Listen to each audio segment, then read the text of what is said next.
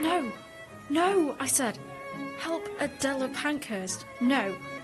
You might think this is your fight, but it's definitely not mine. Alice wouldn't hear a word of it. Not that we could really talk. Not then. We were on duty at the Cutlers Hall. She just kept glaring at me each time we passed each other, faces set as we moved in and out of the kitchen. It wasn't till we finished our shift, closed the heavy door to the kitchen behind us, that we could then talk.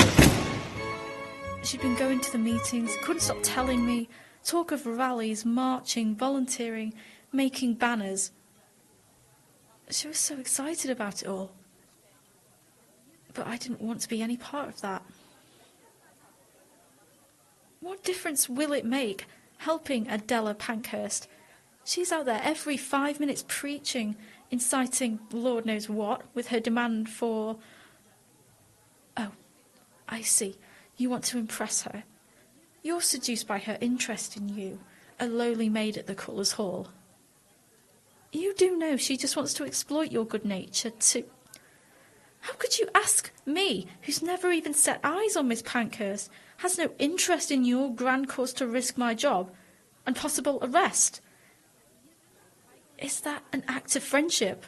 I wouldn't say so. It's pointless, Alice. They'll never hear us, especially not here in Sheffield. That night, we parted less than friends.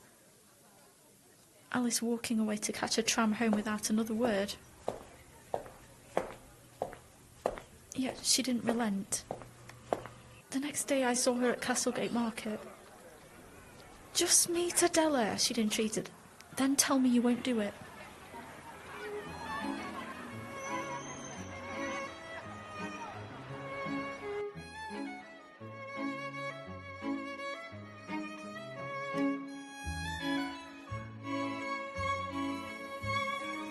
I realised I'd arrived far too early. I tried to pass the time looking as ordinary as possible, even though I knew no one would look twice at a young woman sat on a bench on a sunny afternoon. When I saw them, I realised any suspicion upon me would be lost in favour of the two young women approaching. With their cream and white dresses, purple and green trims and waist sashes, they'd done nothing to hide their true purpose to anyone who cared to look. Alice smiled, turning to Adela to give her the bag she'd been carrying. Without a word to me, she turned and walked away. Adela sat as we both gazed out at the wide view of the city across the valley below. The silence lingered for so long that when Adela finally spoke, it made me jump. Alice tells me you're unconvinced of our struggle. Well, no, not unconvinced. But... No, I do want the vote. Well, who would not want the vote? I mean, it's not the vote, but... Not like this? No. And what proof is there that you're achieving your aims? I understand that you read a great deal, taking your book with you to work. You're clearly an educated woman, Beth. I don't believe my life is of concern to you or your purpose coming here today. Yes, I do read all manner of publications and submit my own work with some success to earn my living, if I can. Very commendable. Yet you're reluctant to help me in my pursuit of independence for women. We move closer each day. We cannot stop. We must press our cause, do more. Yet we remain powerless. All these years of protest and nothing to show. Are you so sure of that? We have powerful allies working for our cause. We grow in number each week. Our militants create chaos. We are not ignored. Yet at what price? I see Alice growing more impassioned each week. She nearly lost her position at the Cutlers Hall a few weeks ago, after refusing to remove the suffrage pamphlets from the staff cloakroom that Mrs. Jackson had found. It was only because I told her they were mine, promising I'd never bring them into work again. But Alice was saved. I know how much her family needs her work. We cannot risk our livelihoods for a hopeless cause. What use is the vote if we have to live in poverty? So you have no hesitation in subterfuge and adopting our cause for Alice? Yet you won't walk with me through a door into the Cutlers Feast. You're a good friend, but a poor ally. Miss Pankhurst, you sit in judgment on me and you barely know me. If I was to be persuaded to help you, I'm even less so now. Oh, Beth, really, you take me too seriously. I'm only pointing out that by your own admission, you're a woman who stands up for what is right. Can't you see that? I'm not sure what I can see beyond someone who manipulates young women like Alice into helping them make a ridiculous protest that no man at the Cutlers Feast will ever take any notice of. It makes me wonder if this is more about you, a Pankhurst seeking attention, than your great cause.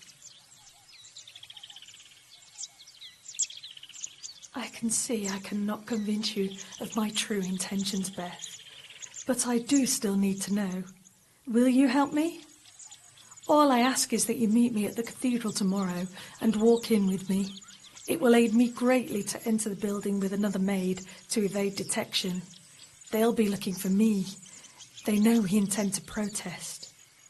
After that, you need never see me again. I cannot promise that I shall be there. You have Alice's uniform. It's all you really need.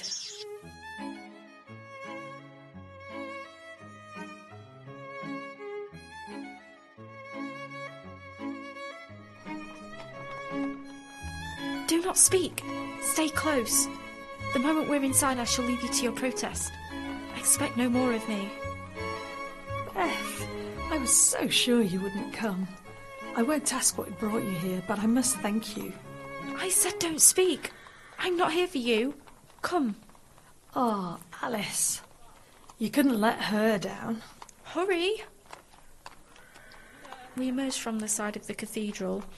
The scene before us was unlike anything I'd ever set eyes on, as well as the usual carriages arriving at the grand door. There were so many policemen, at least 200, watching everyone in the vicinity of the hall.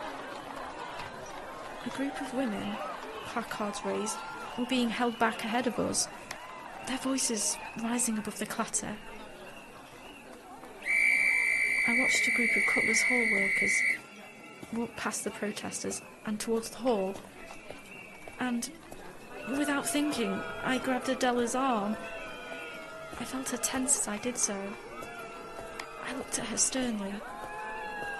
She nodded and let me walk with her, arm in arm. It was so very simple. All we needed to do was to slip inside the building amongst the other workers. Just a few minutes' walk, and it'd all be over. Miss, excuse me, miss, stop, yeah. A young police officer, baton in hand, was coming towards us at pace. We had to stop, even though it meant we could no longer join the other workers, who were already crossing the road towards Cutlers Hall. Letting go of Adela's arm, I stepped out in front of her and turned to face the policeman. Officer? Miss, sorry, miss. We've to let you all know not to mingle with those law-breaking women over there. You must walk past and look straight ahead. No one can tell what they'll do. Keep well clear of them, yeah? They don't appear to be presenting any threat, officer. All I can see is a few placards and some pamphlets. Surely this is a peaceful protest. No, you can't trust them, lass. Turn your back and they'll throw a flower bomb at you at the very least. Never mind windows they can smash you, even worse. That's why we're carrying our batons and, hey, believe me, we're ready to use them. Now move on, please. Don't want you to be delayed because of a group of crazed women who should be at home looking after the bairns. The officer took my arm and turned me towards the hall. My first impulse was to shake him off and protest, but to my surprise, Adela started walking.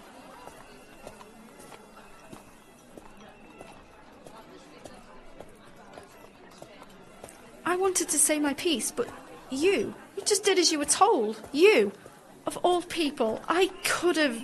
We cannot be distracted from our purpose today. I've seen far too many bloodied heads, including my own. You've been beaten by the police. Of course. And I'm not long out of prison. Whatever it takes.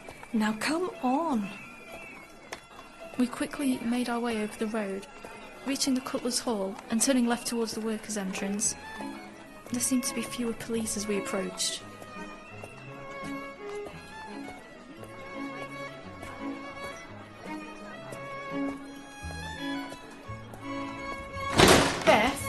Beth, is that you?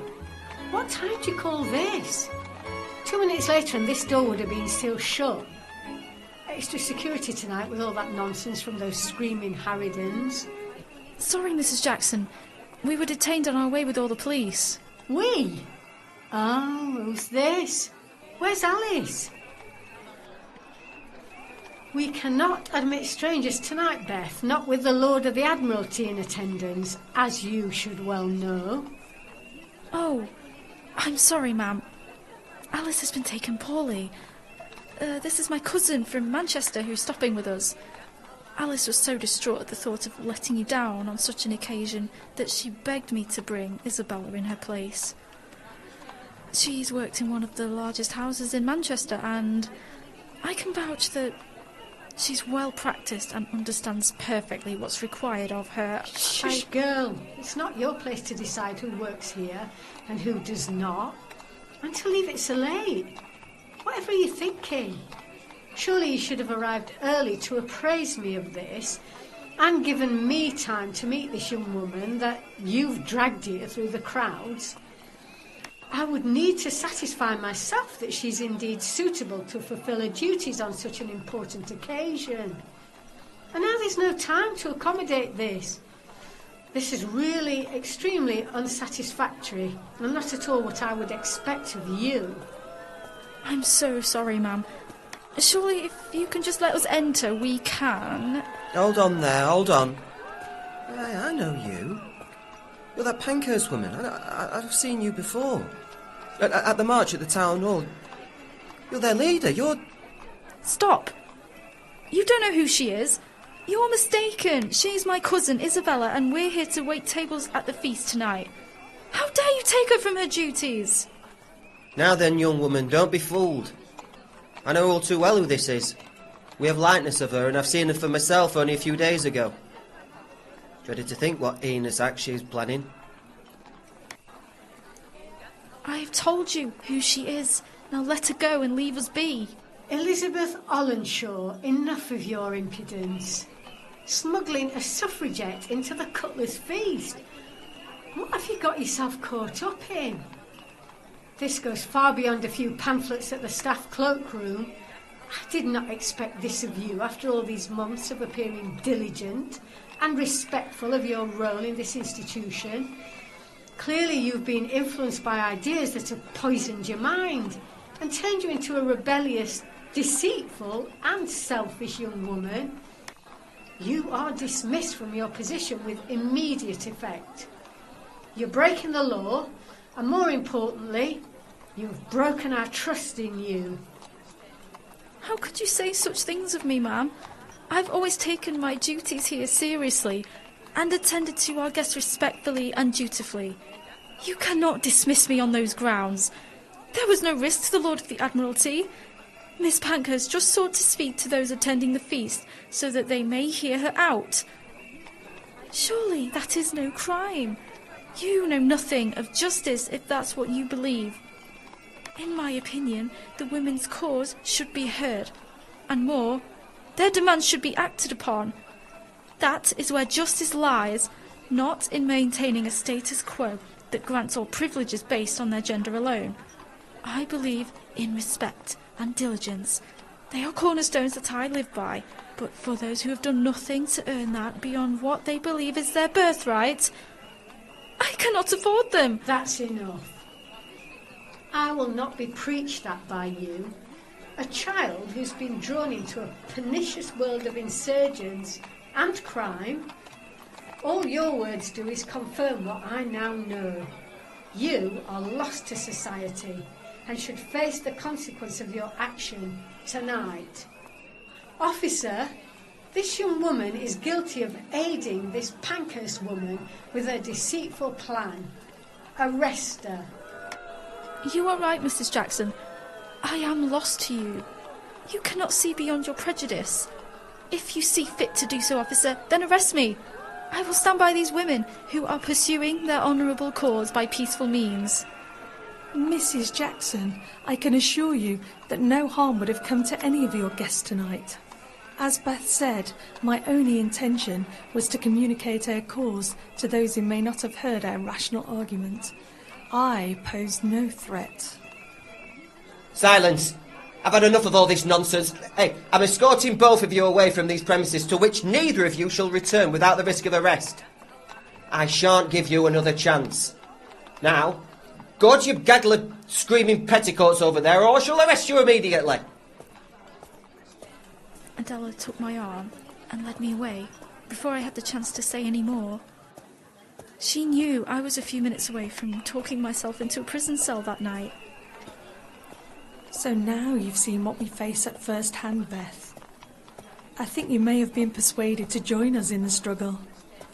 I shall say that you're certainly not shy of speaking out.